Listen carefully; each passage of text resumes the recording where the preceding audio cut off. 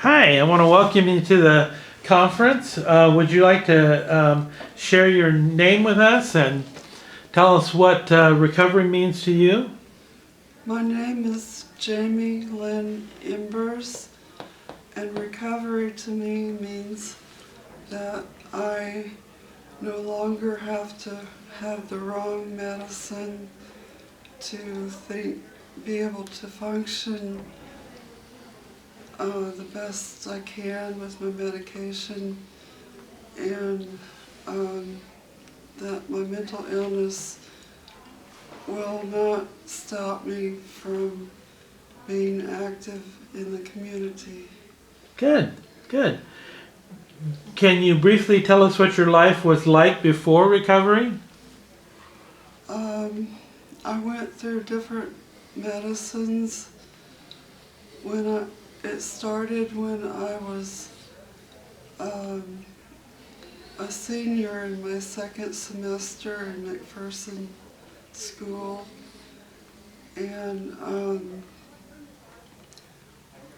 I no longer could understand or read my assignments in classes, and I started to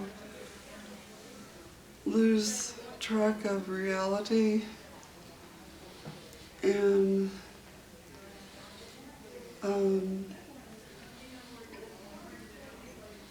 I was also mourning in grief of my father who committed suicide when I was 11 in Austin, Texas. And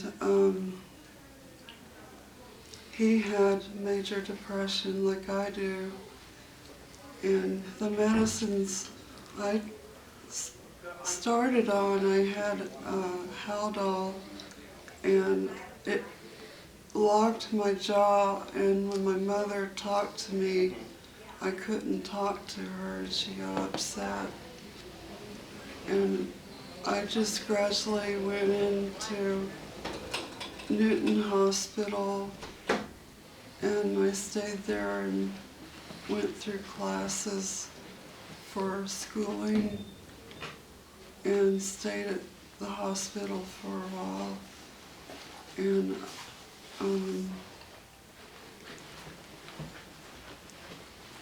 it seemed to happen quite often that I would not eat because I couldn't pray before I ate. I couldn't think it through. So I got down to 103 pounds. And then I was taken to Wichita, St. Francis, and they fed me well to put on weight, and they had groups and therapy. So I was able to return to my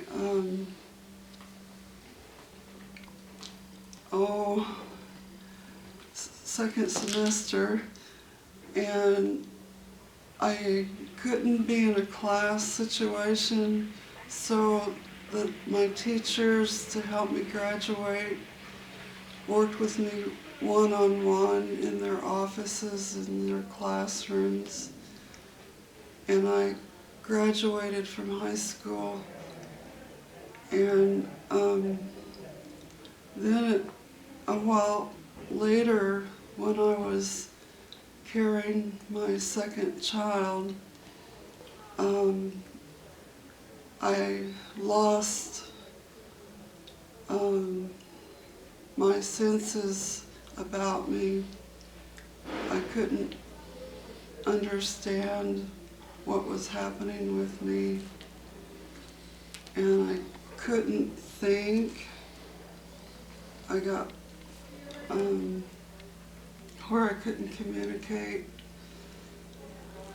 and then that's all I will say. Okay. And how has your life changed since you've been in recovery? Oh, I've been attending NAMI groups. I met some people that invited me who became my friends. And we were able to share our stories to each other and be supportive to each other. The support came from Prairie View also, and I still had, every 2 years, had to change my medications till they got right. And now that I'm in recovery, I still have bouts with going to the hospital, but I'm learning more about my bouts, and so I'm able to cope with the whole circle of my being. Okay. Well, good. Good. You mentioned some things that have helped you in your recovery. Are there any you would like to add? Well, the 2 case managers at where I go to Prairie View put together a class of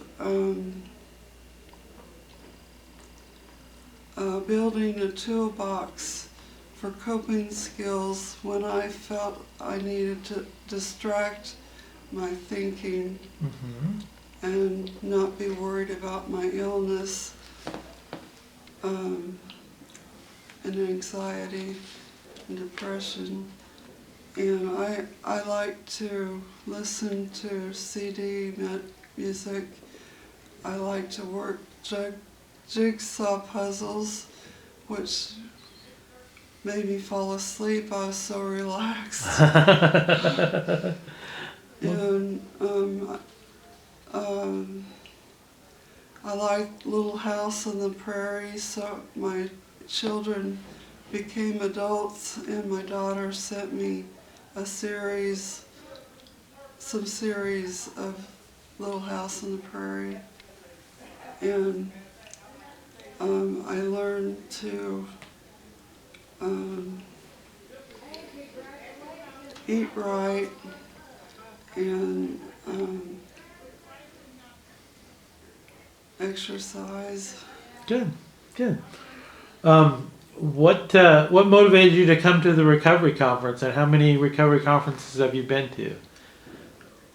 The earliest one I remember is either 2008, between 2008 and 2010 was my first time. Good. What do you enjoy or hope to get out of them? Well, I can just turn to my left or to my right and get acquainted with someone else that has mental illness and really feel deeply wanting to share with them and be their support as well as them being my support. So that connection you like. Yeah. Yeah. Well, good. Good. Are there any other thoughts that you'd like to share on recovery or the recovery conference? Well, it's like a big family to me, and when I attend, I just feel I'm encompassed by people like me needing support and needing medication, coping skills, and it's a chance, a change of pace of being at home and in my circle of schedule, and it kind of gives me a little vacation. Well, good, good, good. Well, I want to thank you for sharing, Jamie, and I hope you enjoy the rest of your conference. Thank you.